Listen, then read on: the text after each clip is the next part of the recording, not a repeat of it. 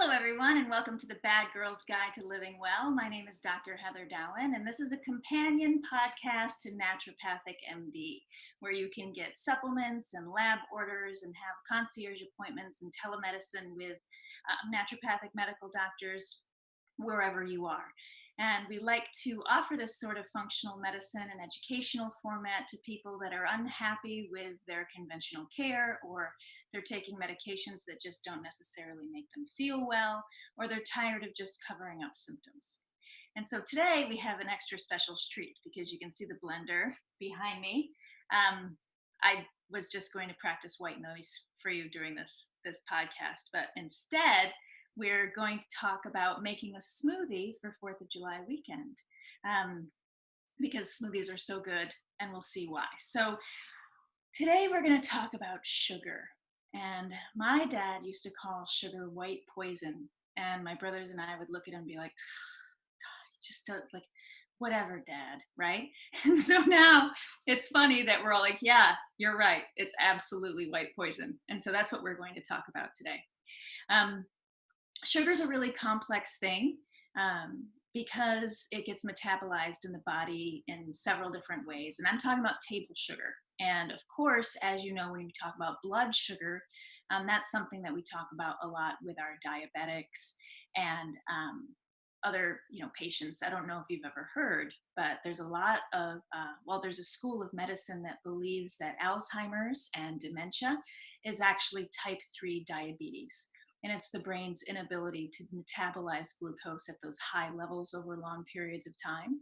And also, sugar is one of the most inflammatory things that you can eat.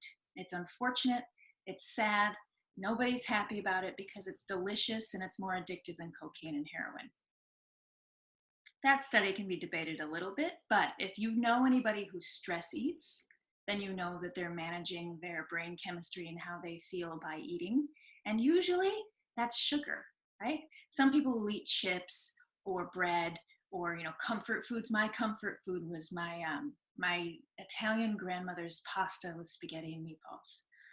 My Lord, that soothed my soul many a time. However, diabetics have absolutely no reason to eat that because it's basically poison to their system, and that's because it raises their blood sugar. With meatballs isn't so bad because you're eating the sugar with protein, and protein does stabilize how quickly sugar hits your system. But for the most part, when you eat pasta or bread or rice, those are all long chains of sugar molecules in a complex carbohydrate format. And I like to say, people are like, well, they're complex carbohydrates. Well, it's like smoking a cigarette with a longer filter. Not quite as bad, but it's still not great. So let's talk about sugar. Sugar isn't just cakes and candies and, like delicious treats. It's scones and cake pops, and basically every single thing Starbucks has in their, bakery case is an amazing amount of glucose and sugar in them. So breads, pastas, rice, corn, those are really the big ones as far as where you're getting a lot of sugar in your system. And so that's what we're going to talk about today, how you can avoid it, how it's metabolized in the body, and the things that it adds to how it hurts your body. So where to start? Okay, let's talk about, we already did a digestion section where you learned about where we, how we absorb the things that we eat ideally through our digestion. And so now let's look back and review about how we absorb and digest carbohydrates, which are sugars. They're made up of sugar molecules. So complex carbohydrates are long chains of sugar molecules, or glucose molecules. And they have branch points too, and that can make them take them longer to be metabolized. But if you've ever heard about like glycemic load or glycemic index, that's how fast sugar will hit your blood and raise your blood sugar. And so I'm going to use glucose interchangeably with sugar at this point, but sugar, and if you look at table sugar, is a glucose molecule and a fructose molecule put together. And so carbohydrates like corn and rice and breads and wheat, etc., Those are all like made out of long chains of glucose molecules, whereas fruit has fructose. So glucose and fructose are put together in sucrose, which is your table sugar. And then we also have some terrible, awful, evil thing called high fructose corn syrup, which the FDA allows 90% high fructose corn syrup to be labeled as just fructose. So don't buy things that say that they have fructose in them, because it's probably 90% high fructose corn syrup and it's poison. So let's go back to how we absorb and digest it. Let's say that you take a saltine cracker or a piece of pasta or a piece of sourdough bread or whatever it is. You take a bite of that and you chew it for 45 to 60 seconds, and it will turn to sugar in your mouth.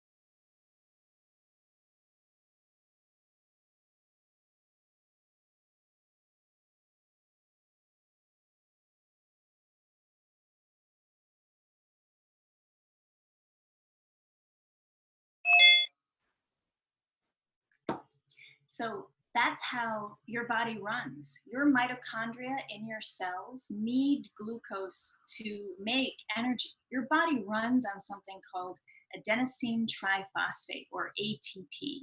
And you can't make ATP really unless you take, or the most effective way, I should say, of making ATP is by taking a glucose molecule, putting it through your mitochondria, and then it kicks out this energy currency called ATP, which we use for everything. We use it for our muscle pumps. That's why exercising, burns calories. We use it in our brain. We use it to talk, to see, to look. Every nerve contraction, everything is used. We use ATP, and glucose is the best way to make it. And so we do need to have a stabilized blood sugar in our body, otherwise we'll die. I mean, we can have brain death. We can go into a coma. Your brain uses a lot of energy. And so that's why blood sugar isn't necessarily a bad thing. However, elevated blood sugar is a really dangerous and terrible thing. So when you absorb that sugar, it goes into your blood. And when it's there, if you have high levels, it's like broken glass shooting through your blood vessels, causing damage. Now, that's why diabetics have issues where they go blind, because the sugar ruins the vessels in their eyes. They have to be on dialysis because the sugar ruins the vessels in their kidneys, the really small ones. And they also have amputations, because those amputations can be caused by ruining the blood vessels in the circulation that you need in order to supply your limbs. The other thing that diabetics often complain of is impotence, because the penis has really small blood vessels that bring blood to it. And so if those are damaged, then that organ isn't going to work either. And that can be a very sad thing. So we want to manage our blood sugars better. How do you do that? Well, if you eat protein with the sugar that you're eating, it doesn't let the sugar hit your system quite as fast. So that it's called stabilizing your blood sugar, or slowing the rate. And that's why you want food that has fiber, or protein or fat, because when you eat pure sugar, it just hits your blood system, boom, like that, and it skyrockets your blood sugar. And so it goes up, you feel really energetic, and then it drops really quickly, and that's when you fall asleep at your desk after lunch if you have pasta or a sandwich, because your blood sugar has dropped because there was nothing to stabilize it.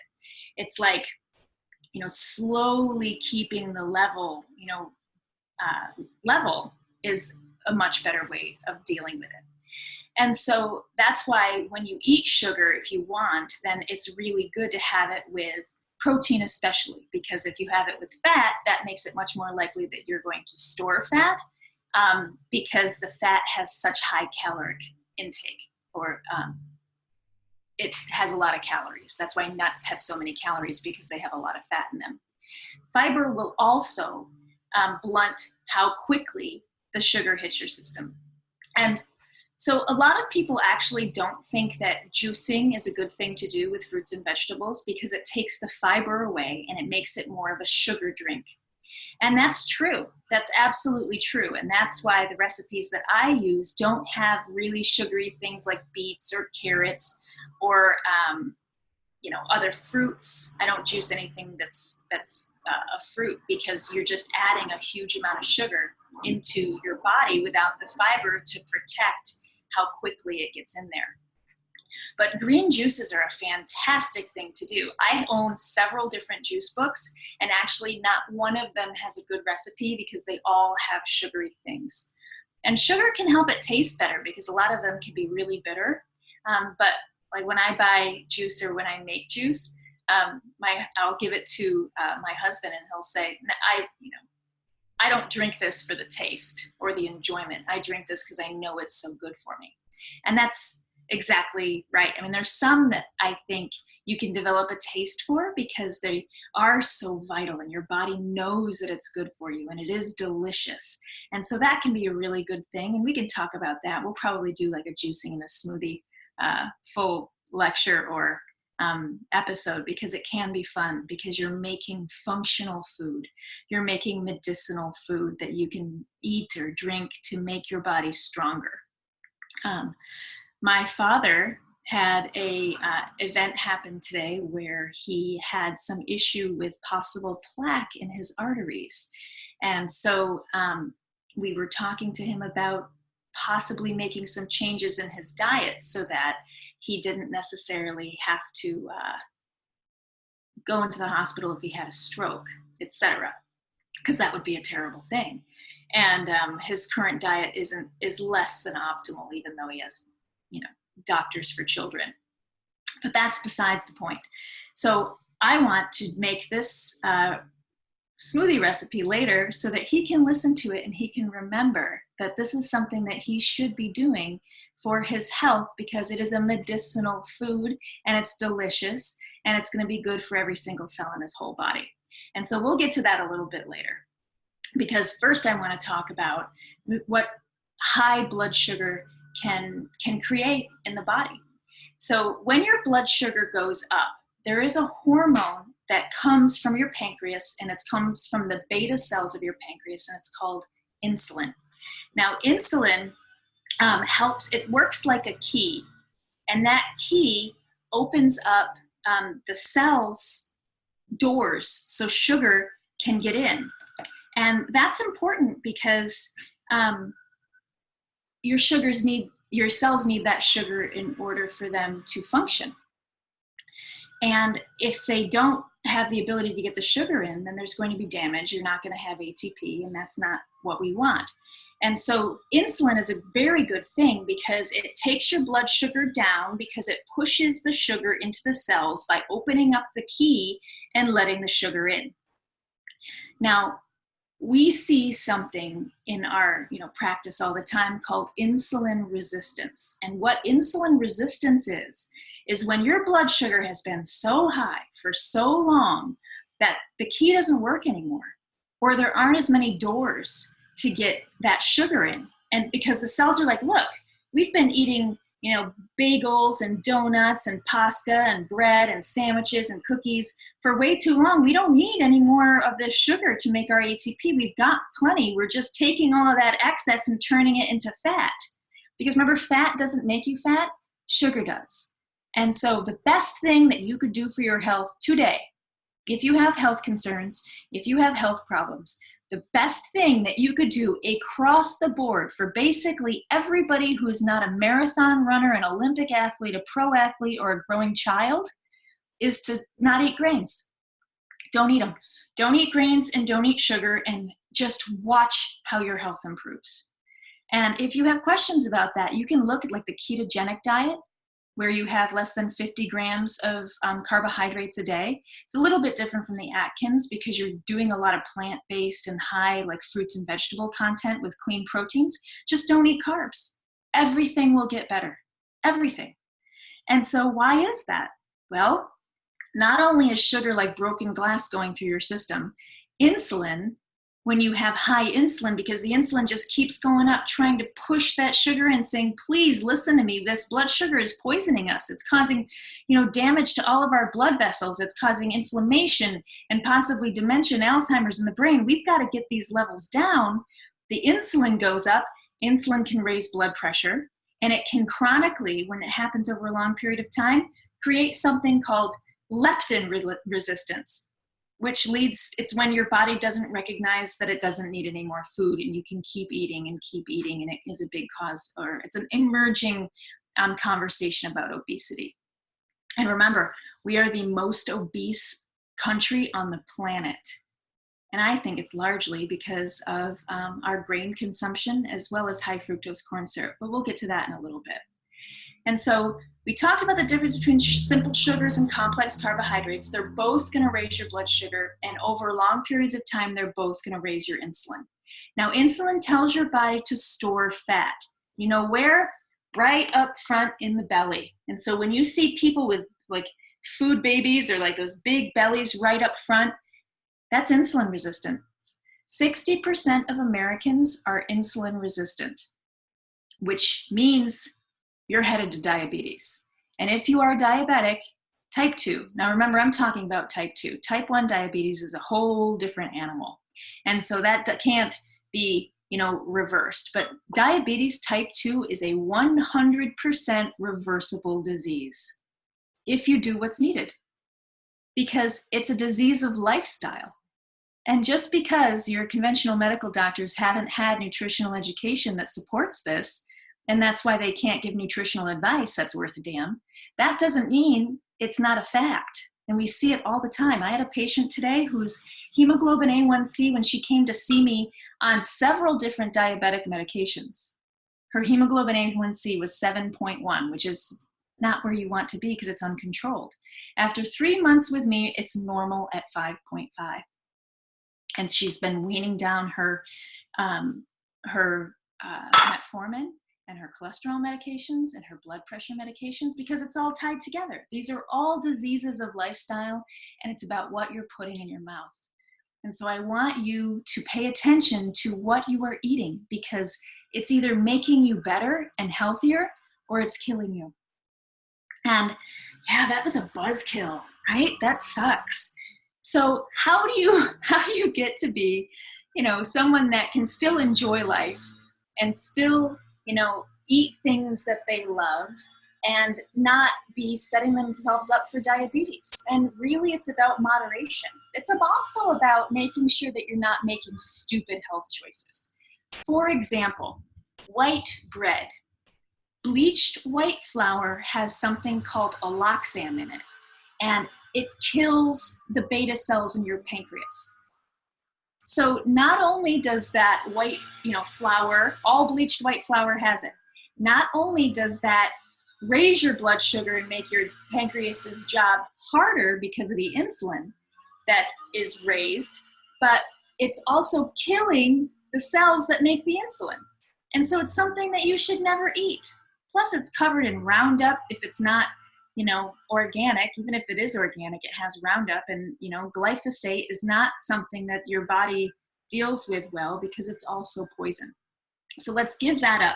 And that counts for bagels and, white, bleached white flour, whatever that is. So even if you're baking with it, don't do it, because it's harming your pancreas. It's making your pancreas's job more difficult. Like this leaf blower is making my job more difficult if you can hear it. So if someone scheduled the landscaping on a bad day, that's what I get for trying to get out ahead of the holiday.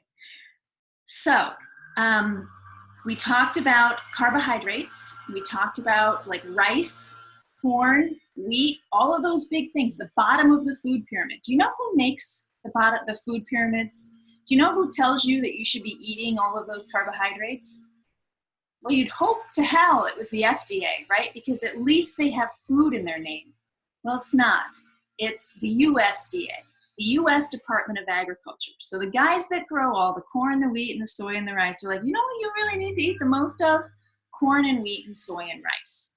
Seems like a conflict of interest to me. It has nothing to do with health. Absolutely nothing. Nobody needs that many carbohydrates. Marathon runners, maybe, pro athletes, maybe. But I'll tell you what, if they're really paying attention to their bodies, they are not carb loading. That's 30-year-old information that if you know what you're doing, you're not. Because it just makes the body's job harder. Now, if you are an athlete, then yes, you need some carbohydrates for the, replenishing your glycogen in your muscles, etc. But I'm talking about athletes. I'm not talking about someone that's on the elliptical for an hour a day. That's not what I'm talking about. If you want to lose weight, if you want to feel better, then get rid of those carbohydrates because they're really killing us. And they're worthless. They're empty carbohydrates. They're empty calories, really. I was at a restaurant with my husband this last week, and we were deciding whether we were going, you know how I feel about cheeseburgers. So we were deciding, are we going to get a cheeseburger with a bun or lettuce wrapped? And they had the calories up, and it was 240 calories for a bun of like bleached white flour. And I was like, no, thank you. I would rather go to the movies and eat 240 calories of popcorn because it's more enjoyable. I mean, if you really think about where you're getting those calories, and they're empty. There's no bioflavonoids in those in white flour. There's no nutritional content. There's barely any fiber. And so it's just something that's making you fat. That's it. And sugar is the real problem behind a lot of, hypertension because of inflammation and insulin and damage to the arteries, and also cholesterol levels. High cholesterol is definitely associated, and especially high triglycerides in the blood, definitely associated with too much fructose and too much sugar in the blood. And so then your cholesterol goes up. And isn't it interesting that if you are on a statin drug for high cholesterol, one of the side effects is diabetes. Whoops. Diabetes is a terrible disease, and it's a huge problem in this country. It's going to cost us tons of money in medical care, and it's a completely reversible disease with lifestyle, stress management, and dietary changes. We see it all the time. And so you can do it. You can lose that weight. And losing weight is way more complicated than just calories in, calories out, 100%. It's got hormones, inflammation, toxicity. There's chemicals out there that tell your body to be fat, and we pass them on to our kids. And so now we have a, epidemic of childhood obesity, and it makes perfect sense because mothers are passing these chemicals on largely from plastics, etc., to their babies. And so, it's something that needs to be looked at from a much more complex view, and that's what we do at Naturopathic MD. So if you want to have an appointment, or if you want us to look at your labs, if you want us to set up supplement regimens for you to help combat these diseases, we absolutely can do it. So you can visit naturopathicmd.com, and you can get a really in-depth assessment of your health with basic recommendations for testing. And then you can also sign up to get supplementation recommendations, etc. And we want you to do that because we're setting this up because we want to help the world be healthier and happier and more vital and enjoy their lives and not be tired and overweight and setting themselves up for heart attacks, strokes, diabetes, and dementia. That's no fun. No one wants to do that. Can't be a bad girl or a bad boy when you're dealing with these chronic diseases. And so we can be bad girls and bad boys and, eat popcorn as long as we don't eat those buns, right? And also do it in moderation. So we talked about glucose, we talked about sucrose. Let's talk about the other half of sucrose, which is fructose. Now, I am not of the school that believes that eating fruit is going to give you a fatty liver, right? But non-alcoholic fatty liver disease is a really, really significant problem in our medical system. It's when you get cirrhosis and liver damage leading to liver failure, not from alcohol, but from sugar. And largely it comes from fructose, namely high fructose corn syrup. And we see kids having fatty livers when they're young from drinking too many sodas. And we see the plaque in their arteries young from eating too much sugar. And it's crazy. I mean, that's something that should happen later on in life after having a lot of fun for a lot of years. And that gives you an idea of how much sugar these kids are eating. So stop it. Stop the insanity. Figure out something else. Give them fruit. Some people are like, oh, fruit, fructose, it's, too. I think it's crazy. I mean, there's so many good things in fruit that outweigh the effects of fructose on the liver. You're not going to be getting fatty liver from eating too many blueberries. I'm sorry. Now, certain really sugary fruits like, I don't know, honeydew and cantaloupe, and maybe even bananas, they're so sugary that you can eat them every now and then. But as far as like blueberries and apples and peaches and all of those beautiful fruits, yeah, they have fructose in them. But as long as you eat them like in season and you eat them, with protein, have them like a cheese plate like they do, in Europe. Have one of those little beautiful charcuterie plates without the bread, of course. And make a little snack with beautiful fruits and cheeses and things that are delicious, meats. And have the fruit with a protein and make sure that you don't juice it and keep the fiber, because that's going to blunt the effects of the blood sugar. No one's going to get fatty liver disease even from eating too many bananas. I think that's crazy. I mean, I guess we can biopsy some monkeys and see if I'm right or wrong, but I don't believe it. Now, if you are a diabetic and you're on 3 different medications, you shouldn't be eating a lot of fruit at that point. I mean, that's only going to make the changes necessary to get you off of the medications more difficult. And so hopefully that makes sense. But if you're just a healthy person, maybe your blood sugars are relatively normal, you can have fruit and you don't need to worry about it. It's always good to have it with a little bit of protein, but I mean, fruit is, it's like the bioflavonoid vitamin power punches of nature. I mean, everybody wants to eat it. Women's eyes have evolved. A theory is that they have evolved to be able to see more colors so they could determine when fruit was the most ripe, more than men. Isn't that interesting? When they were hunting and gathering in the Paleolithic times. So, fruit is something that is very good for your body. It's got great bioflavonoids and things that make your body stronger, minerals, vitamins. And when I make this high fruit smoothie, then we'll talk more about that. But let's talk. So fruit is not the bad guy. Feed your kids fruit, right? Feed, your loved ones fruit. You're getting natural bioavailable vitamins.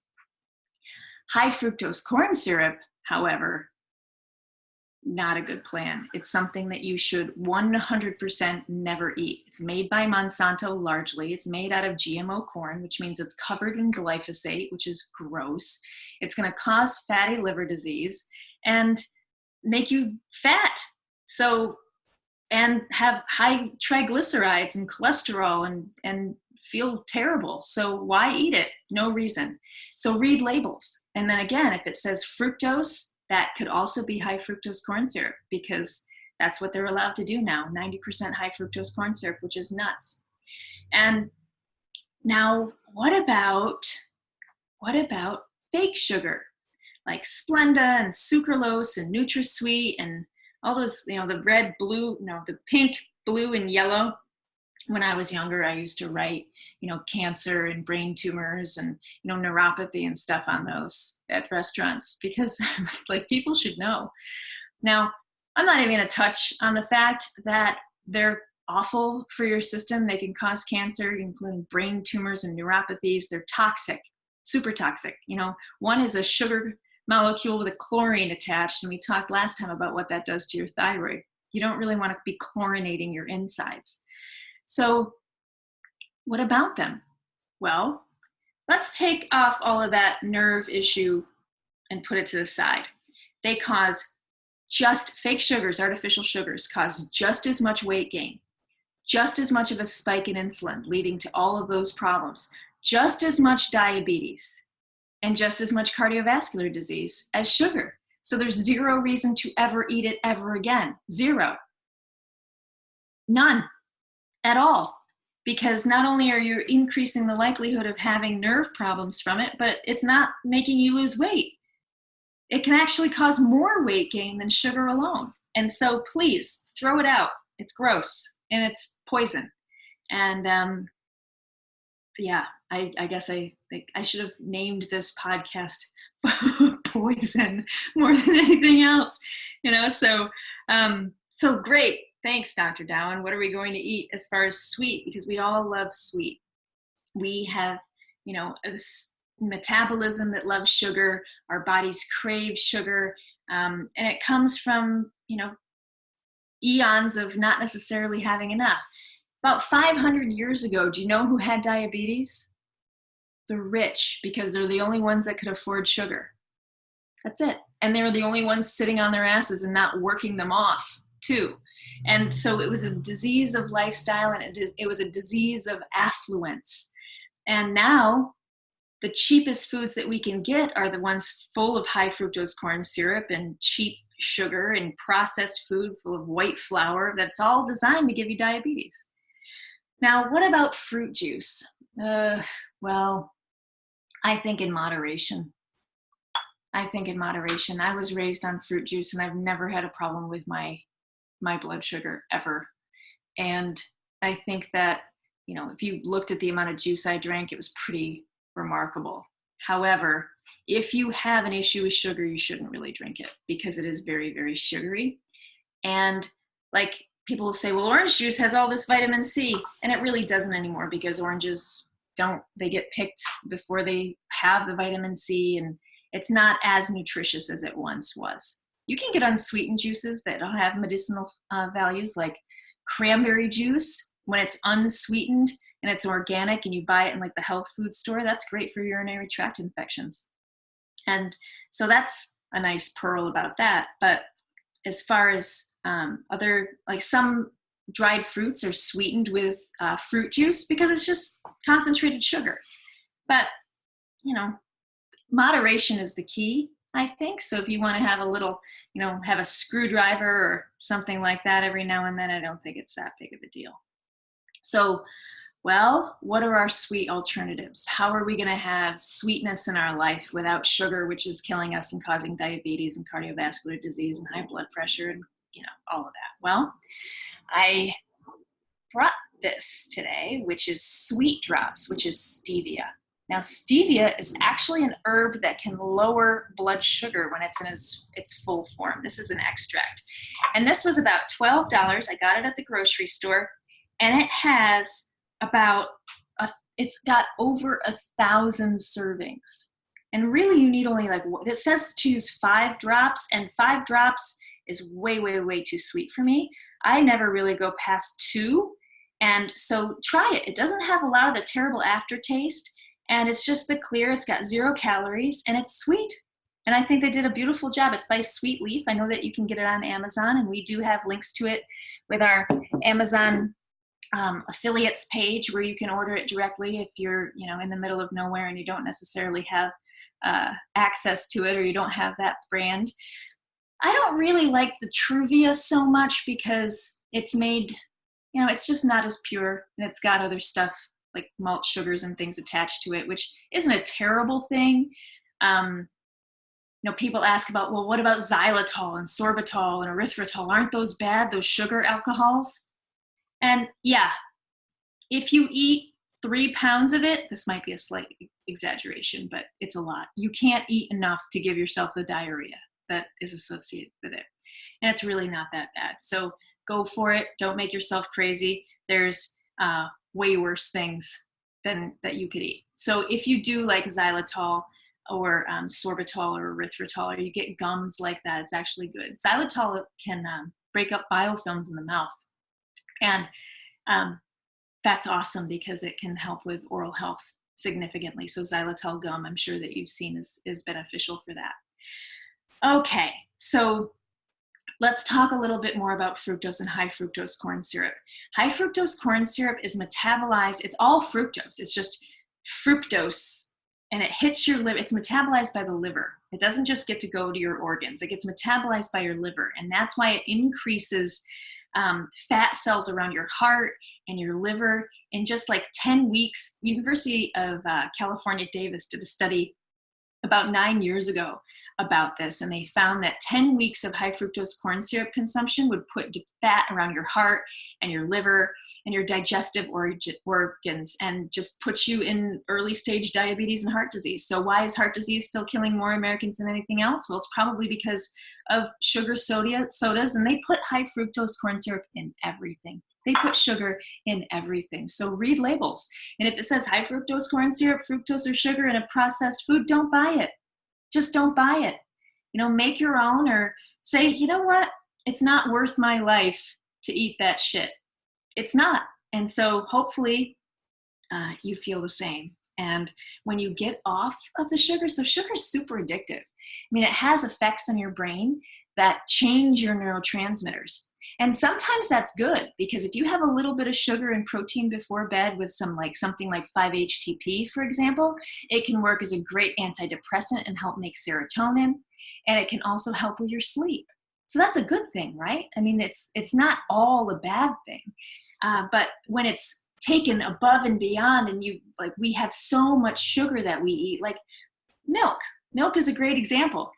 Jamie Oliver did a great TED Talk where he took a wheelbarrow of sugar on the stage and he dumped it out. And he was like, well, that's how much sugar your kids are eating from drinking milk in their school lunches, which is amazing. Because if you think about it, milk is designed to take a little 80-pound calf and turn it into a 2,000-pound cow in a year. That's a lot of weight gain. So is milk really doing a body good? Probably not. And it is very sugary. And then low-fat milk is never do that, because then that just makes it more sugar, and you don't have the fat to blunt the effects of the blood sugar, and as far as how fast it hits your system.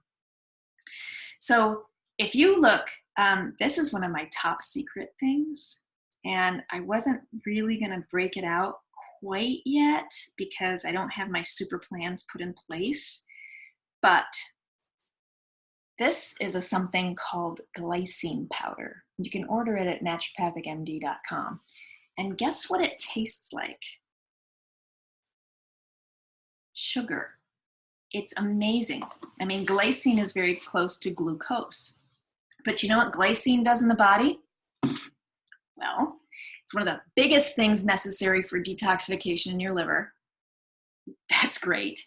And it also is awesome for making neurotransmitters like GABA, which is good for anxiety. So I make myself a detox anti-anxiety lemonade, and I sweeten it with glycine, and it's pretty damn good. You have to use quite a bit of glycine, and I'm experimenting in different recipes to see how well it works as like a sugar supplement. And you can't really do it one for one, obviously, and it's not as sweet as sugar. Honestly, it's not. But if you want just like a little dusting on something, like red grapefruit with a little bit of, some people put sugar on their red grapefruit. I put a little bit of glycine on it, and it still sweetens up that tart, and it's super good for your liver. See all these things that you learn? So glycine is awesome. As I said, it helps make GABA, which is very relaxing, and it's really good in the liver, and it helps make glutathione and also metabolize through toxicity. So that's my other top secret thing. But I don't know, some of you may know this, but I'm a Yankee. I grew up in upstate New York, where my dad used to make maple syrup from the trees on our property. And so maple syrup has great bioflavonoids and polyphenols, and is a really good sweetener if you want to put a little bit of sweet on things. So maple syrup is great.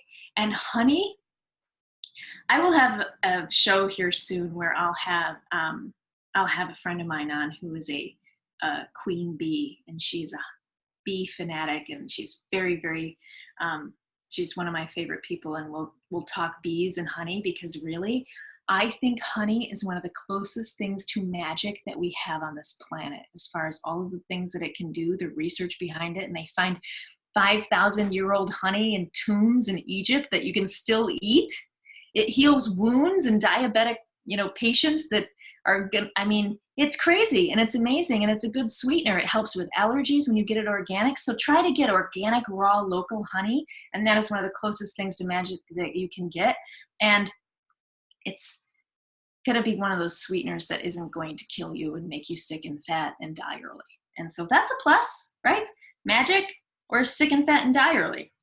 I choose magic every time. It's interesting. When I was young, and I took my first physical chemistry class, I remember thinking, I think I was 11 or 12 at the time. I remember thinking, they just killed all the magic in the world, right? And now, looking back, 30 some odd years, no, they didn't. The world is still so magic. It just operates in a way that most of us don't even see or don't even know. And health is that way. And if you give your body what it needs, it can heal. And that's what we do at Naturopathic MD. And so let's talk about, I don't know, we talked about a lot of this stuff. Testing. Let's talk about testing. So if you are a diabetic or pre-diabetic and you don't want to go on those meds which can make people really sick, then diabetes testing is actually pretty good. Most conventional doctors do good testing for it. They'll check your blood glucose. Usually the range runs from about 65 to 100. If you're over 100, you're high. And then if you're, under 65, you're low, which nobody wants hypoglycemia. Now, if you are optimally, I like you between about 75 and 85 fasted. If you're higher than 90, I know that you are, creeping up there and getting into insulin resistance, and you're going to have diabetic issues and high blood sugars in the future. When I worked with pro athletes, almost every single one of them, even though they were functioning at the top of their game, they were working out all the time, they often had high blood sugars, like over 90. And then we see all the time when, people retire from professional sports and then they gain a whole bunch of weight and get diabetes and can't walk around, and their pain is so bad. And I think that high blood sugar helped them get so big and put on all that muscle and do all of those phenomenal acts of sport. And yet, when you stop training as hard, that elevated blood sugar tendency puts on weight and has that inflammatory effect. And so if you have elevated blood sugars, if they're under 100, that's way easier to turn around. And a lot of it can be just done by diet and not eating like an asshole all the time. But if you're above and you're already on a diabetic medication, or if you're doing, more than one diabetic medication, like if you've graduated to insulin, then it's going to take a lot more to turn around. And so we check fasted blood glucose. And then we also check insulin, because we want to see how high it is, because we can actually compare what your insulin level is and your blood sugar level and give you a really good predictor as far as how likely you are to have diabetes if you don't make changes, which is great information that I scare the shit out of people with, because then they're like, oh, I don't want diabetes. I guess I better make some changes. Here's this lab that's telling me that I'm on my way if I don't make changes. And so I like that helps me inspire people to make changes for their own greater good when they wouldn't necessarily make them in the first place. So I also like to look at triglycerides, obviously, because the cholesterol and the triglycerides are associated so closely with elevated sugars. And I look at LP-PLAC2, which is how much plaque you're making, and CRP high sensitivity, because if you've got broken glass going through your blood, then your blood vessels, then you're going to be causing inflammation, which leads to plaque. And plaque formation is something that can give you, when you have a vessel in your eye get occluded and you go blind. transiently for a few minutes, or if that's how plaques can cause, they break off and they can cause strokes and they can cause heart attacks. And that is not what we want. And so we want to see if you're making plaque, and if you are, then we can fix it. We can turn it around. And there's some good nutraceuticals that are well researched, like olive leaf. Olive leaf is great to help just clean out the blood vessels of plaque. And what it does is it helps heal the vessel underneath, so it doesn't need the plaque so much and there's not so much inflammation. And olive leaf is something that you can order at naturopathicmd.com. And if you have plaque, or if you're worried about heart disease, even if you did it for a little while, it would benefit you in the long run. So we also check hemoglobin A1c. Now, I talked about this a little bit earlier as far as like how that works and what it is and how it can come down when you make the diet and lifestyle changes and you get some good supplements that help your body work better. And so hemoglobin A1c is the hemoglobin that carries the oxygen in your blood, gets sugar attached to it when your blood sugars are too high. And that's called glycation. And it's when it causes tissue damage, and it's not just in your hemoglobin, it's all over the body. And so by lowering that damage and allowing your body to heal, that's a great thing. So not only does sugar cause damage, but it also kind of inhibits how your body repairs. And so high blood sugars can lead to pain, they can lead to anxiety, depression, anything that inflammation can lead to. And so getting your blood sugars under control is really important. So what drugs are used by convention? Well, usually like metformin, which helps the body, it helps the keys work to open up and stuff that sugar in the cells better. Or insulin, which helps stuff the sugar in the cells better. Well, how about we just lower the blood sugar? So if you're a diabetic or you're insulin resistant, you have no business eating carbohydrates. I don't care what your diabetic class says, don't eat them because it's poison. You can't handle them. You have carbohydrate toxicity. And so the great thing is if you shut that down for a little bit and you bring it into normality and reason, then that problem won't necessarily exist forever, which is the good news. And so we give supplements to help that body do that naturally and come bring it about naturally. We teach how to eat so that you don't necessarily spike your blood sugars and you make changes. And now, why do 95% of diets fail? Well, it's because they never really look at the emotional effects of eating, or why people eat emotionally, or the toxicity, or the other hormone imbalances. And so this isn't just about weight loss. Weight loss will come as a nice side effect of what we do. What are the side effects of what we do at naturopathicmd.com? Feeling better, having more energy, sleeping better, having better sex, having a better state of mind, looking better. Now, ask your doctor if these are right for you. Oh, God. So we give you supplementation and recommendations on how to turn it around naturally.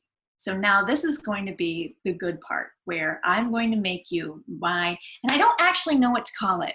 And so if you want to make comments and if you want to figure out what to call this in a good way, because I've been, coming up with different names and checking them out on Urban Dictionary just to make sure that they're not dirty, and I can't come up with anything good. So what this is it's an antioxidant-based smoothie that is going to help your body repair and feel better and work more optimally. And it's a great thing to do first thing in the morning, because first thing in the morning, if you have protein, then it's going to stabilize your blood sugar through the whole rest of the day.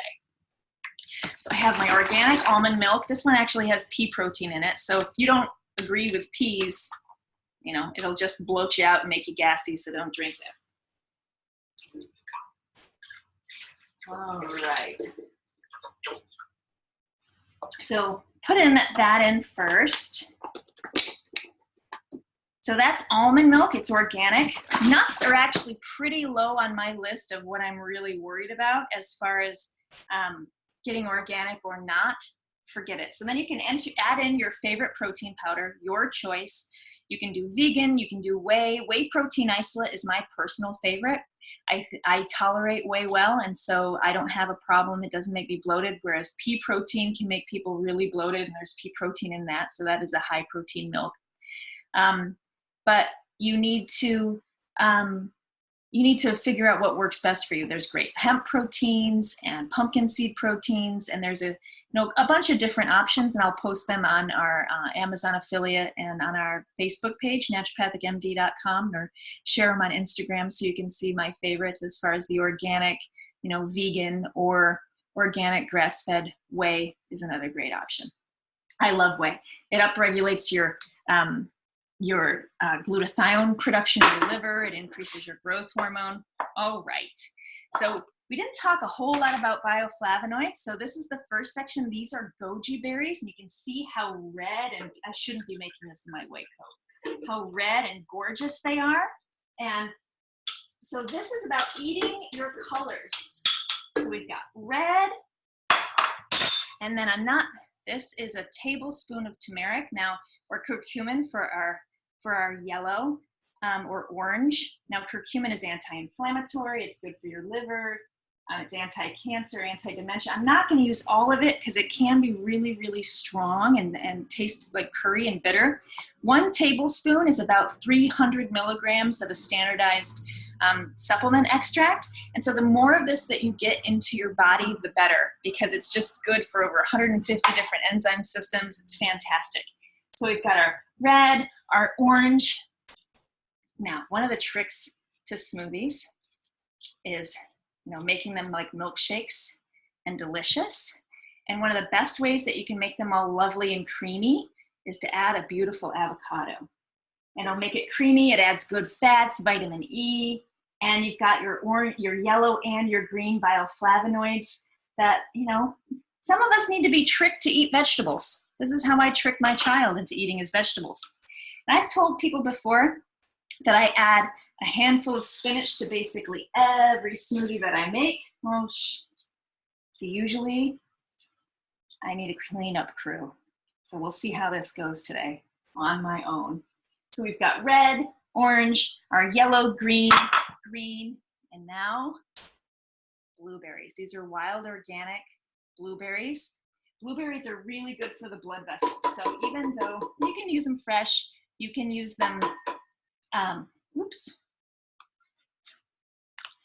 with frozen, it doesn't matter. And those blueberries, all those purple colors, all of these colors have different effects in keeping your body healthy.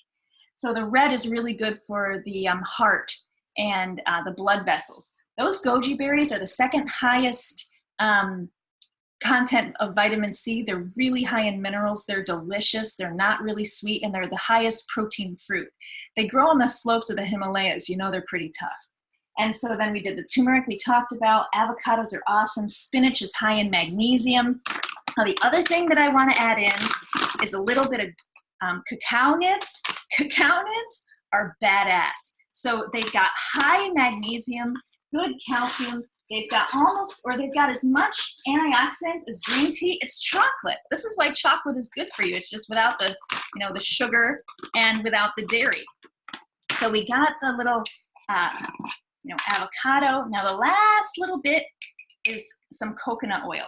And coconut oil is great because it adds creaminess and medium chain triglycerides. It's also antiviral, and it's got good healthy fats, and it's delicious. Now I do also add in some chia seeds for fiber, because chia seeds have good omega fats. Now, if I didn't love the taste, where did it go?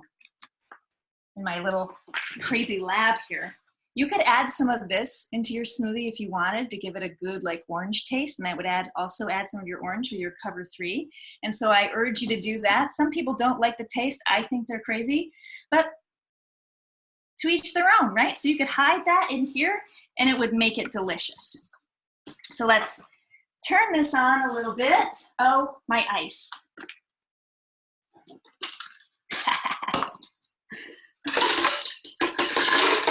So if any of you remember, and my secret ingredient, because what is my favorite thing? Vitamin C.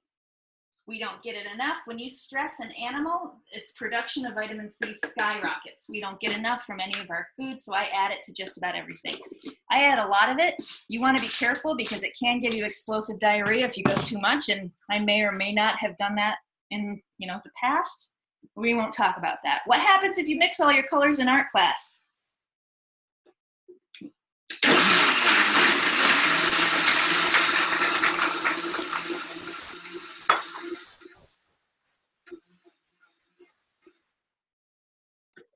Ooh, that had a nice blueberry. So you get kind of like brown. All right. Now, because I love that. It's like sweet tart, like chocolate and fruity, because it's July 4th weekend. Why don't you add a little fun, be a little bit bad? So it's got a lot of protein in it, and so the protein's gonna blunt the effects of alcohol. You can add a little glycine to it. Now let's just throw a little bit of that in there. How do you make healthy boozy drinks? Well, hopefully you just learned. So let's run that through again. Hopefully I don't get blue all over my white coat because I haven't been hitting the vodka, I promise.